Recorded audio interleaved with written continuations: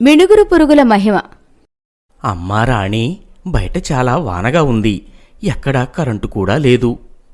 ఒక పని చేద్దాం. నువ్వు ఇంట్లోనే ఉండి అమ్మని చూసుకో. నేను వెళ్ళి మన ఆచారిగారిని తీసుకొస్తాను అని ఒక గుడ్డి దీపం వెలుతురులో మంచాన ఉన్న తన భార్య పక్కన కూర్చుని కూతురుని చూస్తూ చెప్పాడు. అప్పుడు రాణి ఇలా బదిలిస్తుంది. పర్వాలేదులే నాన్న, నువ్వు ఇక్కడే అమ్మ దగ్గరే ఉంటే అమ్మకి కాస్త ధైర్యంగా ఉంటుంది. నేను వెళ్ళి ఆచార్యగారిని తీసుకుని వస్తాను. ఎలా అమ్మా? ఈ వాన వల్ల ఊరంతా అంధకారంలా ఉంది. దీపం బుడ్డి తీసుకెళ్లాలన్నా కష్టమే ఈ వానలో. పర్వాలేదులే నాన్న, నాకు నా నేస్తాలు ఉన్నారు. వాళ్ల సహాయంతో నేను ఎంత చీకటిలోనైనా వెళ్ళగలను అని చెప్పి ఇంట్లో నుండి అలా 4 అడుగులు వేసి చెట్ల పొదల దగ్గరకు వెళ్ళి ఇలా అంటుంది. నేస్తాలు, కాస్త ఆచార్యగారి ఇంటి వరకు నాకు సాయం వస్తారా అంది. వెంటనే ఆ చెట్ల పొదల్లో నుండి వందల సంఖ్యలో మిణుగురు పురుగులు పైకి లేవడంతో రాణి చుట్టూ వెలుతురు వచ్చేసింది. అప్పుడు మిణుగురు ఇలా అంటుంది. తప్పకుండా ప్రియనేస్తం, సహాయం కోరితే మేము చెయ్యకుండా ఉంటామా? దానేస్తం, వెళుతూ మాట్లాడుకుందాం అని అనడంతో రాణి చుట్టూ మిణుగురులు ఎగురుతూ వెలుగునిస్తున్నాయి. ఆ మిణుగురు వెలుతురులో రాణి ఆచారిగారి కోసం వెళుతూ తన మిణుగురు నేస్తాలతో మాట్లాడుతుంది. అలాగే ఆ వెలుతురుతోటే వెళ్ళి ఆచారిగారిని తీసుకొచ్చి తమ తల్లికి వైద్యం చేయించినాక ఆయన ఇలా అంటున్నాడు. ఇదిగో సాంబయ్య, ఈ చూర్ణాన్ని ప్రతి 2 గంటలకోసారి నీళ్లలో 1 చెంచాడు కలిపి ఇవ్వండి. ఇది నూనెలో రంగరించి నుదిటి మీద రాయండి అని చెప్పి ఏ మందులు ఎలా వాడాలో చెప్పాడు.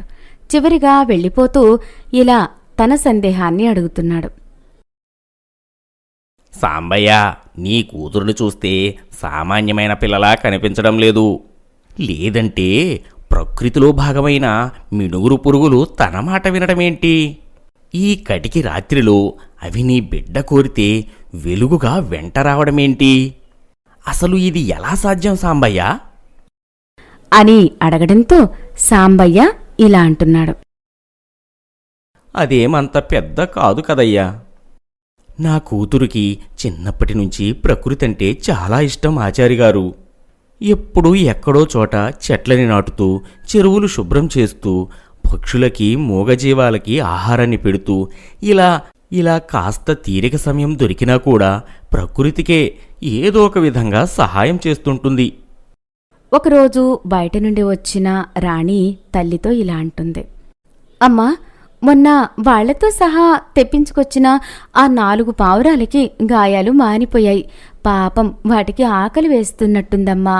కొద్దిగా బియ్యం గంజి ఉంటే ఇవ్వమ్మా, మేత వేస్తాను. చూడమ్మా, ఇంట్లో బియ్యం నిండుకుని అడుగున కొద్దిగానే ఉంచాను. అవి కూడా గాదే ఖాళీగా ఉండకూడదని. ఇవాళ మీ నాన్న బియ్యం తెస్తేనే మనకైనా అన్నం. అలాంటిది ఇప్పుడు వాటికి మనం ఏం పెట్టగలం చెప్పు? అలా వదిలేయమ్మా, అవే వెళ్ళి ఆహారం వెతుక్కుంటాయి. మనం ఉండగా అవి ఎందుకు వెతుక్కోవాలి చెప్పమ్మా? పాపం అమ్మా, ప్లీజ్ అమ్మా, అవెన్ని గింజలు తింటాయి చెప్పు? కొద్దిగా మేత వేసి అప్పుడు వదిలేస్తానులే అని చెప్పి ముద్దుగా తల్లిని బతిమాలి ఆ అడుగు పొడుగు ఉన్న బియ్యాన్ని తీసుకెళ్లి ఆ పావురాలకి మేత వేసేసింది. ఈ విధంగా తన కళ్ల ముందు ప్రకృతిలో ఉన్న ఏ ప్రాణి అవసరంలో ఉన్నా, అవస్థలో ఉన్నా రాణి తనకి సాధ్యమైన సహాయం చేస్తుంది. అలా రోజులు గడుస్తున్న సమయంలో వార్షిక పరీక్షలు దగ్గర పడ్డాక ఆమెకు కాస్త జ్వరం రావడంతో ఆ అనారోగ్యంతోటే వెళ్లి పరీక్ష రాసి వస్తుండేది. ఒక పరీక్షకి మాత్రం ఒకరోజు సెలవు వచ్చింది. ఆ రోజు రాణి ఇంకా నిద్ర లేవకపోవడంతో అప్పుడు తల్లి ఇలా అంటుంది.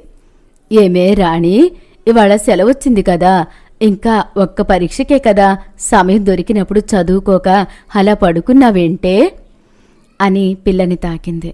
ఆమె శరీరం జ్వరంతో కాలిపోతుంది. అసలు లేవలేనంత జ్వరం వచ్చింది. సాయంత్రం వరకు ఆచార్యగారి మందులు వాడడం వల్ల అప్పటికి కాస్త జ్వరం తగ్గింది. ఇక లేచి పరీక్ష కోసం చదువుకోవాలని కూర్చోగాని ఏదో సమస్య వల్ల కరెంటు పోయింది. అప్పుడు చీకట్లో కూర్చొని ఇలా బాధపడుతుంది రాణి. ఏంటిది, తెల్లారితే పరీక్ష ఉంది. ఇప్పటి వరకు చదవడానికి కుదరలేదు. ఇప్పుడు చదవాలంటే కరెంటు లేదు. అంటే ఈసారి నేను పరీక్ష ఫెయిల్ అవ్వక తప్పదా అని బాధపడుతుంటే ఆ చీకటిలో ఒక మిణుగురు పురుగు ఎగురుతూ వచ్చి ఇలా అంటుంది. నేస్తం రాణి, నువ్వేమీ బాధపడకు. ఈ రాత్రికి నీ చదువుకి ఏ ఇబ్బంది రాకుండా నేను చూసుకుంటాను. ప్రకృతిని ప్రేమించే నీకు ప్రకృతే సహాయపడకపోతే ఎలా చెప్పు? అందుకే నేను చూసుకుంటాను. అయ్యో మిణుగురు నేస్తం, నీ వెలుతురికి ఏం కనిపిస్తుంది చెప్పు? నీ వెలుతురిని చూసి ఆనందించగలను తప్ప పరీక్షకు చదువుకోలేను. అయినా నాకు ఏదో సహాయం చేయాలనుకున్నందుకు ధన్యవాదాలు అని అన్నదో లేదో ఒక్కసారిగా ఆమె చుట్టూ వేల సంఖ్యలో మిణుగురు పురుగులు చుట్టుముట్టడంతో అక్కడంతా వెలుతురు వచ్చేసింది. అది చూసి ఆశ్చర్యపోయిన రాణి ఇలా అంటుంది. చాలా చాలా ధన్యవాదాలు నేస్తాలు. మీరు ఇలా సహాయం చేస్తే నేను చక్కగా చదువుకొని రేపు పరీక్ష బాగా రాస్తాను అంది. అలా మిణుగురు పురుగుల వెలుతురులో తెల్లవారుజాము వరకు చదువుకొని ఆ తరువాత 3 గంటలు నిద్ర పూర్తి చేసుకుని ఉదయాన్నే వెళ్ళి పరీక్ష రాసి వచ్చింది.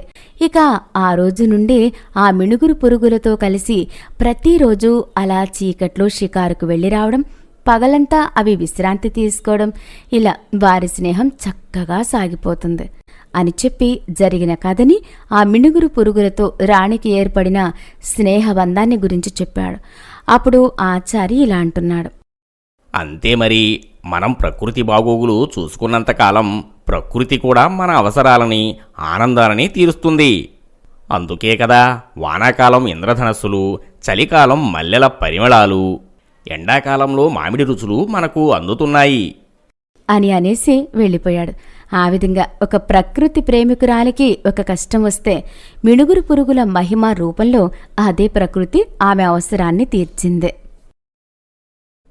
కథ చూసి వెళ్ళిపోవడం కాదు, నచ్చితే సబ్స్క్రైబ్ చేయండి, లైక్ చేయండి, కామెంట్ చేయండి.